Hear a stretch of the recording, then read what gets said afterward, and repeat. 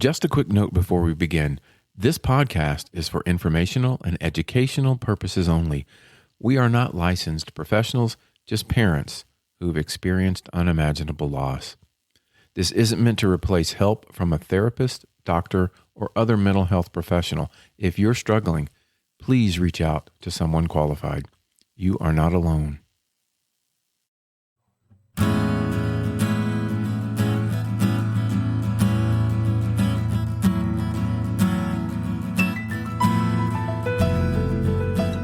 Welcome back to Don't Forget to Breathe. I'm Bruce Barker, here with my co-host, Kristin Glenn. In the last episode, we began talking about something many grieving parents carry, but don't always have words for: the shattered future. Not just the memories behind us, but the life that was supposed to unfold in front of us.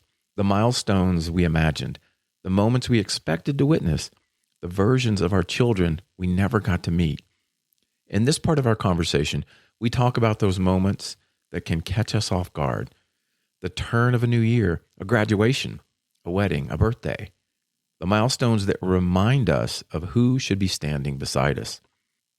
We also talk about something that many parents feel but rarely say out loud: the longing for our children to still be remembered, to still have their names spoken, to know that their lives mattered and continue to matter. If you're a grieving parent listening today, we hope this conversation helps you feel a little less alone. And if you're someone walking alongside a parent who has lost a child, maybe this helps you understand just a little more about the love that remains and the grief that continues to travel with us. Here's part 2 of our conversation, the shattered future. I know you mentioned the wedding, the graduation. Were there some big milestones that hit you even harder? Those hit hard already, those hit really hard. You know, that first, going way back, that first New Year's Day. Boy, I'm really going to date myself, but that was back in the day of writing checks. So I remember writing a check and thinking, he's never going to be part of this year. And I had not braced for that. I braced for other milestones pretty intentionally. About this time every year, I start kind of shutting down, not opening my space to as many people. I haven't found how I want to celebrate milestones or to honor milestones or to grieve milestones, whatever I'm doing, right? But I have found ways I don't want to. And the things I don't want to do is I don't want to pretend it's just another day. I do not want to risk being around idiots. And I don't want to have anything asked of me. And those are my 3 things. And that sounds real selfish and real simple, but that's what I've learned over 30 plus years is those are my 3 mantras, and I live by them. And I narrow my world. I don't open myself up to people I don't trust a lot. Yeah. And I don't want anything extra asked of me because I don't know what I want to give. What about you? Until a few years ago, and I think I may have shared this last season, but when I became really intentional with her birthday and knew that I was not going to let that day take anything away from me, but that I was going to share it with her. And, started this, the project with that pottery piece.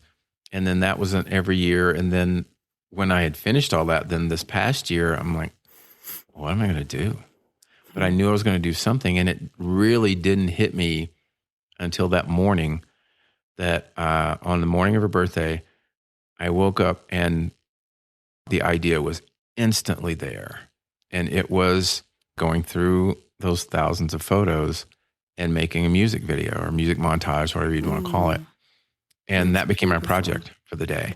Oh, that's beautiful. It was so good. It was so fun. And we can, I don't know, let's see what you think. We could always post it on the on our Instagram page and Facebook. But it's just for her birthday. It's beautiful. But I'd be honored to see it.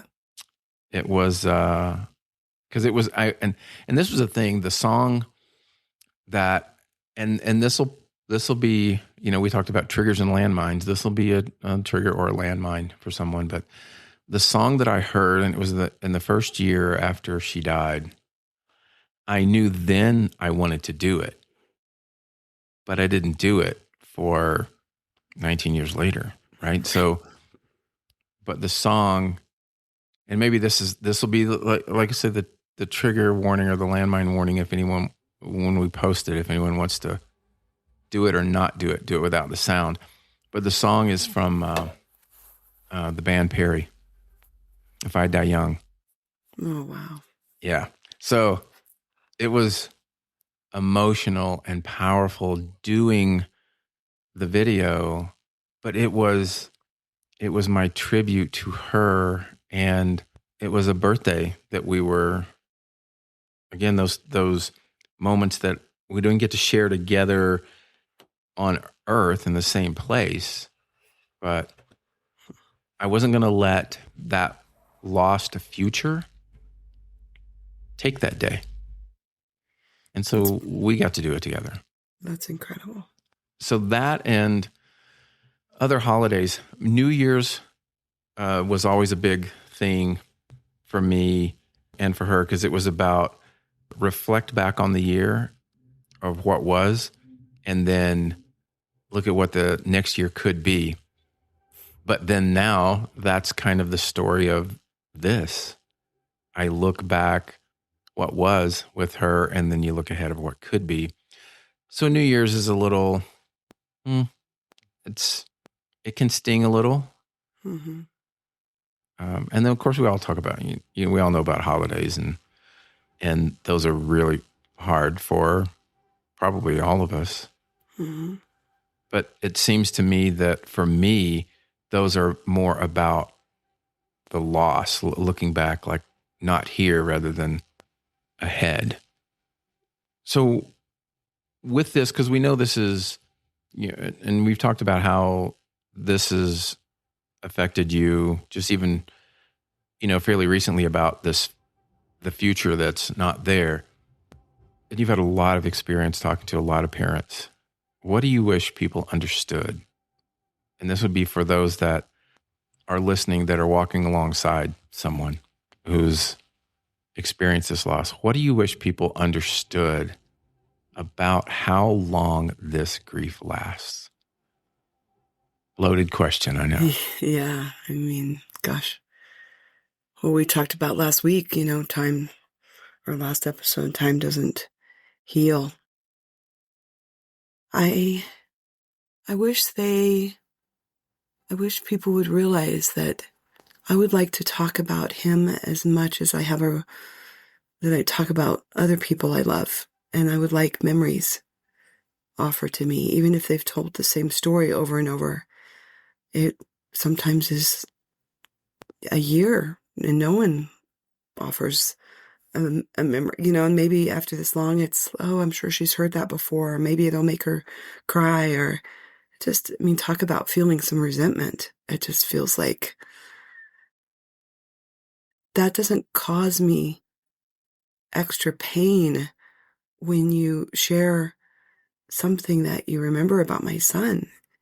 It Right. makes me realize, like, he's loved always and still and remembered. And, I think we have such a fear of our children being forgotten. And I feel like he often is. And that's not okay with me. Yeah. And feels like less and less that I have energy to make sure that I carry that. I feel like I've been often the one that carries that responsibility of, let's remember and talk about and do something. Yeah. I would love to have someone else take that torch in my circle of family or friends and say, hey, what if we did this year? What if I've been thinking about it too. What if we tried this? And just always my responsibility. And it sometimes does bring up some feelings of, resentment, Mm-hmm. anger. Like, he was loved by a lot of people. Could anybody else maybe come up with something that would be a sweet little moment? We don't have to take 2 days Yeah. and, be wailing on the floor.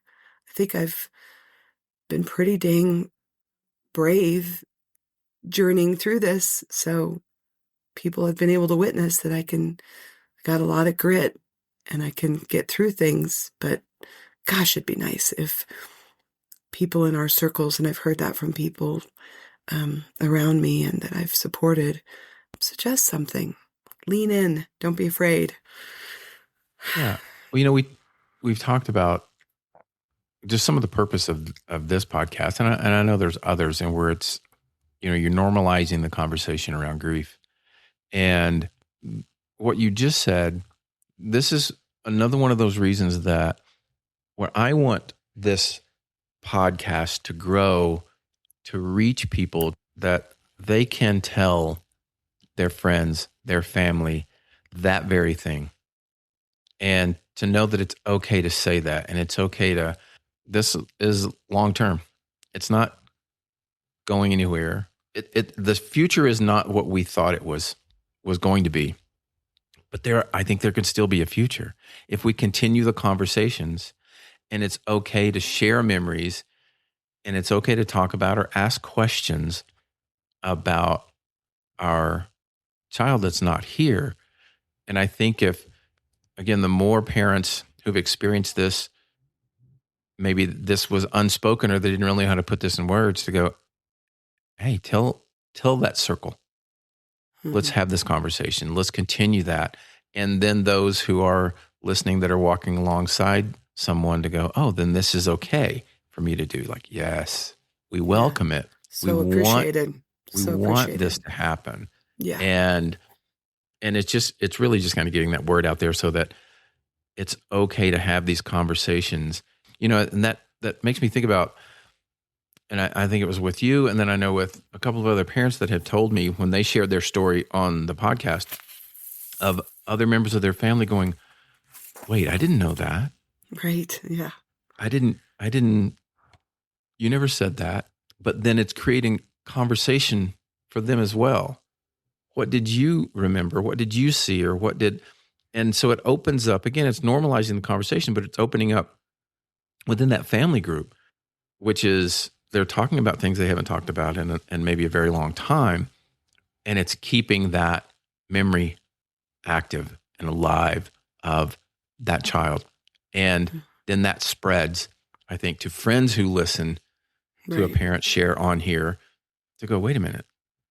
Because, as you know, when you come on here to tell your story, it's very vulnerable. You kind of go where it goes.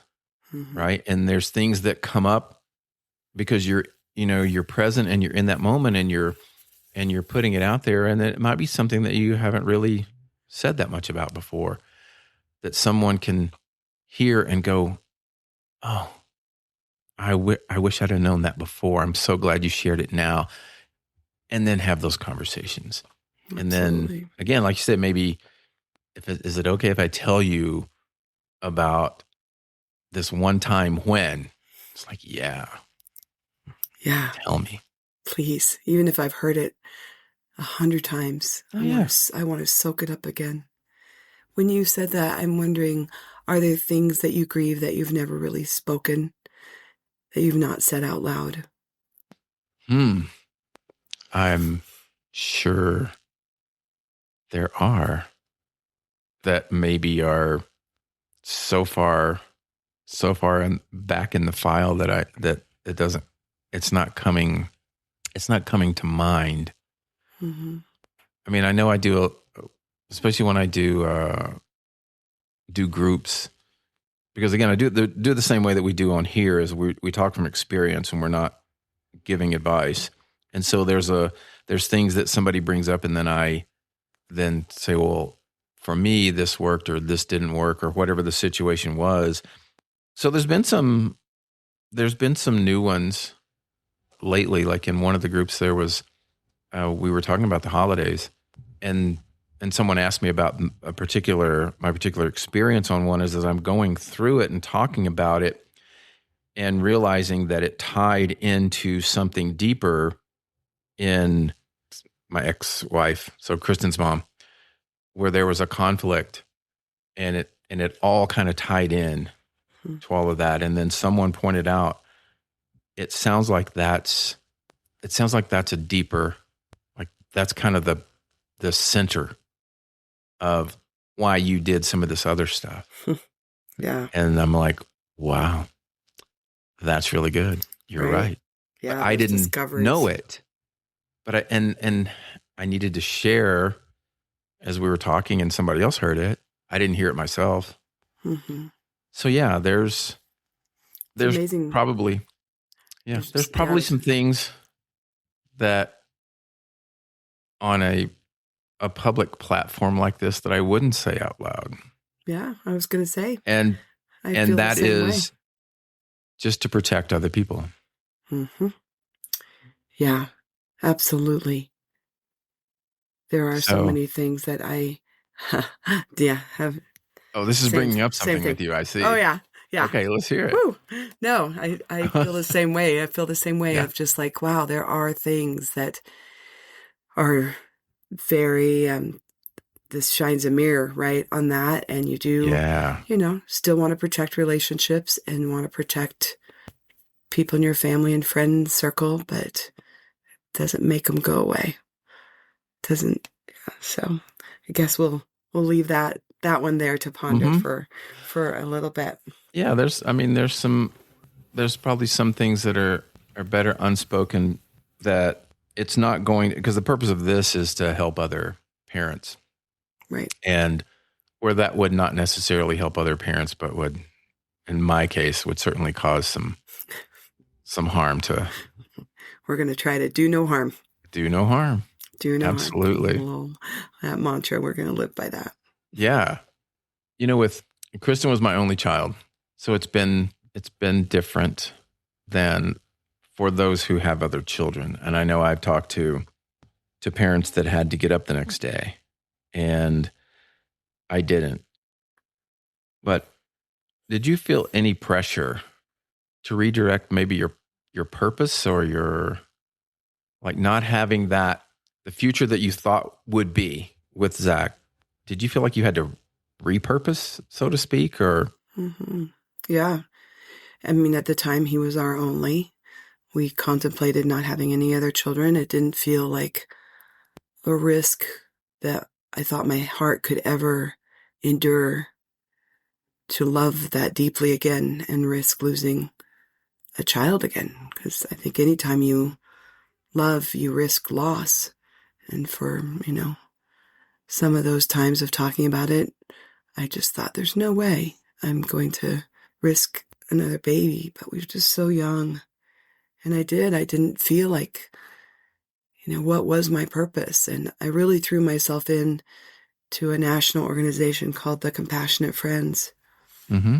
Probably way too soon. I think I was their chapter leader and their newsletter editor, and did speaking around the region within a couple months. Wow. Because I, like you, did not want to do my own grief work. I wanted to, in quotations, help others. Yeah. And my help others was a great way to hide behind, I'm helping others and not doing one bit of my own grief work. Really just in a place of, I'm going to reach out. I'm going to go to these support groups. I'm going to talk them into, really allowing me to be super involved way earlier than their standards. In that, I really admire that organization for how they have guidelines now, but I did way too much, way too early. And it was to find purpose. I think in our interview, when Zach died, we had one dog. And by the time a couple months rolled around, we had like 9 pets. Because I just thought, I've got to have something that needs me to get up in the morning.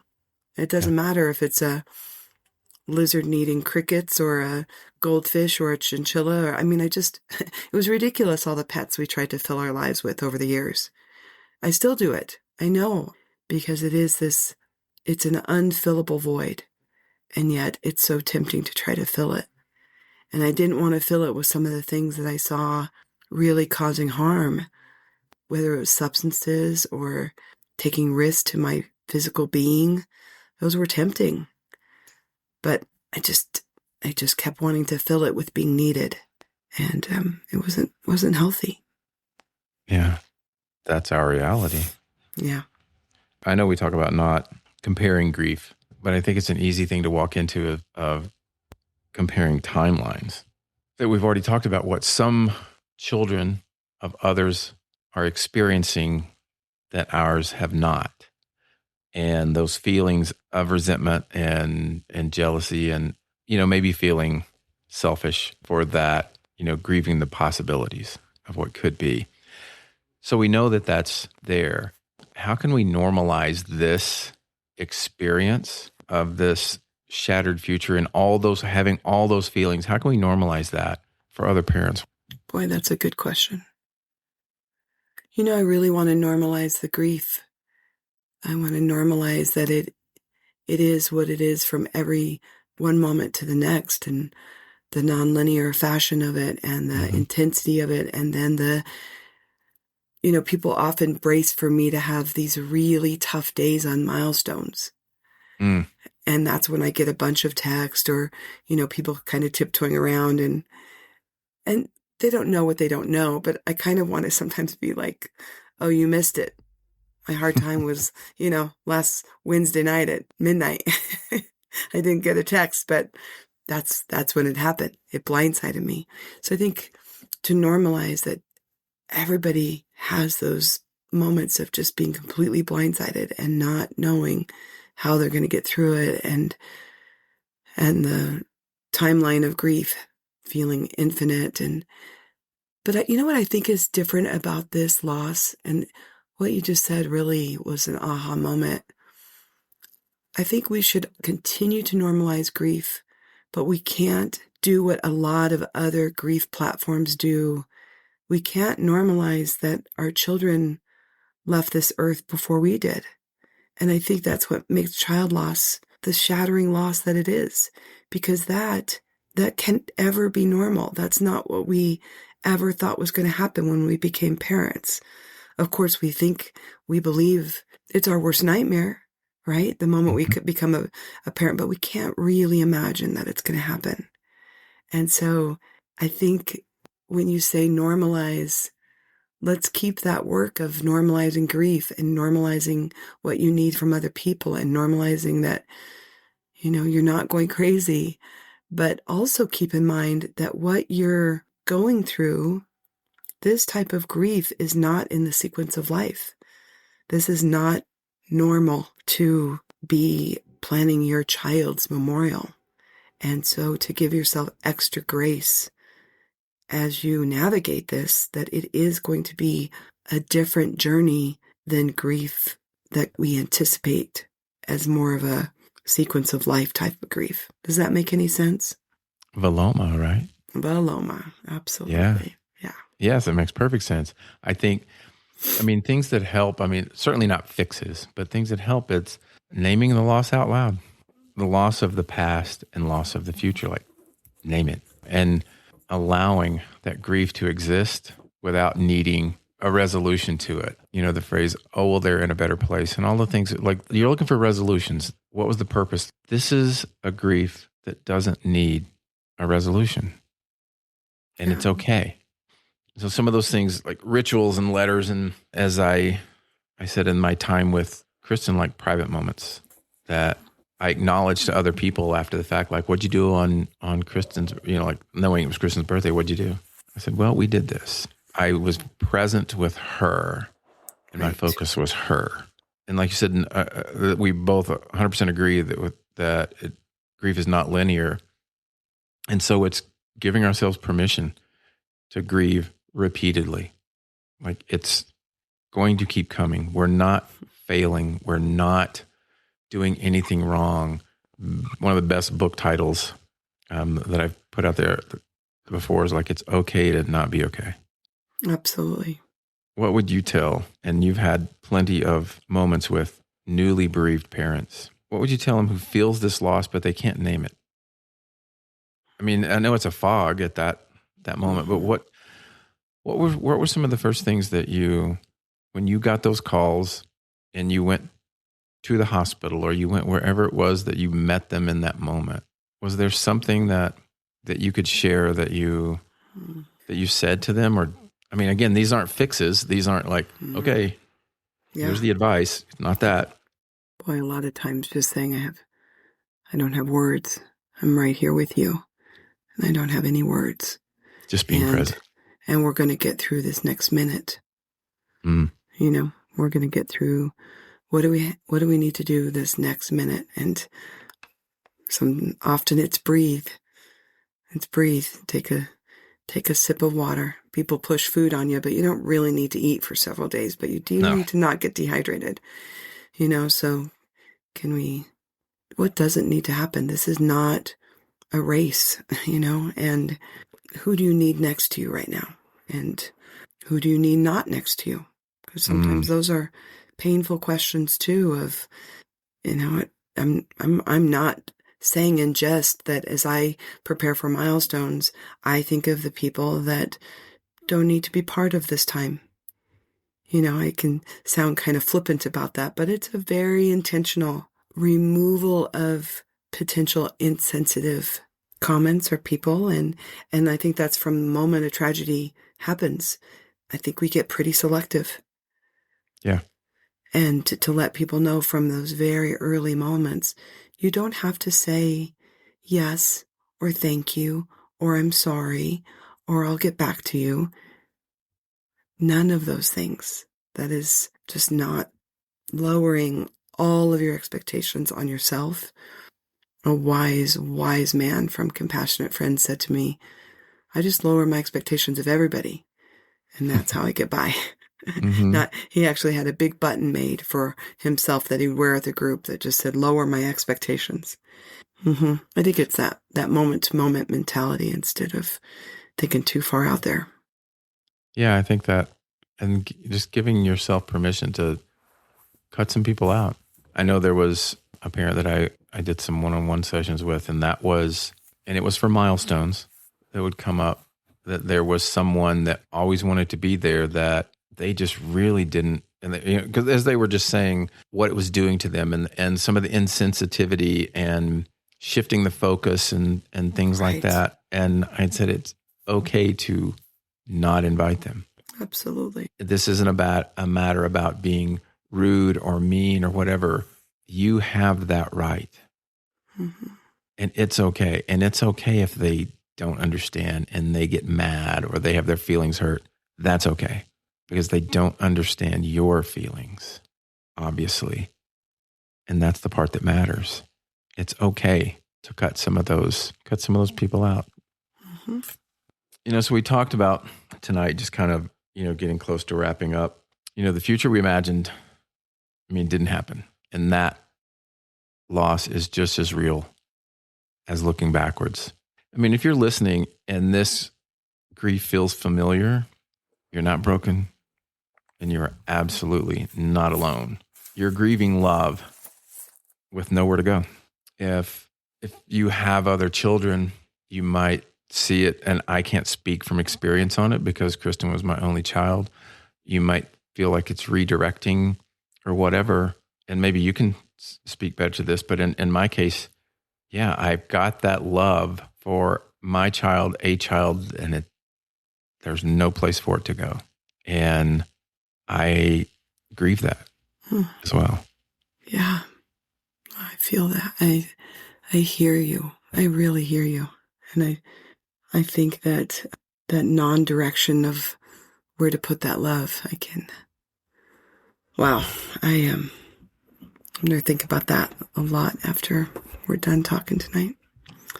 I also want to say that, if what we've talked about has stirred something up in you, please do, as The title of this podcast says, don't forget to breathe. Don't forget to remember that there's not a fix. Just notice what comes up and know that we do see you and that your child matters, both their past and their future and all the what ifs that we all think of. Absolutely. As we wrap up this conversation about the shattered future, I think what Kristin and I are really naming is something many grieving parents feel, but don't always say out loud. When a child dies, we don't just grieve the life we shared with them. We grieve the life that was supposed to unfold, the birthdays that would have come, the graduations, the weddings, the everyday moments we expected to witness as our children grew into the people they were meant to become. And sometimes the hardest part is that the world keeps moving forward while we're still holding love for someone who isn't here to receive it. But if there's one thing we hope you take from this conversation, it's this. Your grief isn't wrong. Your love isn't misplaced, and the future you imagined for your child matters. If you're a grieving parent listening today, please know this. You're not broken, and you're not alone. What you're feeling is the natural expression of love that still exists. And if you're someone walking alongside a grieving parent, one of the most meaningful things you can do is simply remember their child. Say their name. Share a memory. Let them know their child is not forgotten. Because when a child dies, the love doesn't disappear. It simply becomes love with nowhere to go. Thank you for spending this time with us. And wherever you are on your journey, don't forget to breathe.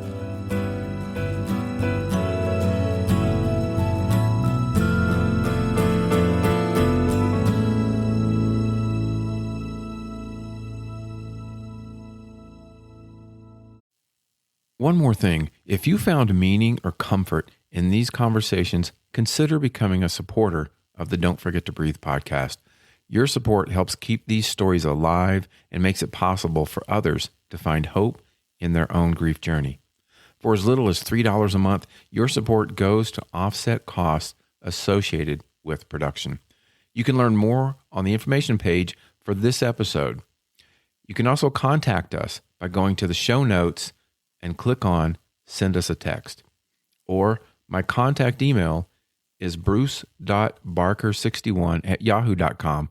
That's BRUCE.BARKER61@yahoo.com. Until next time.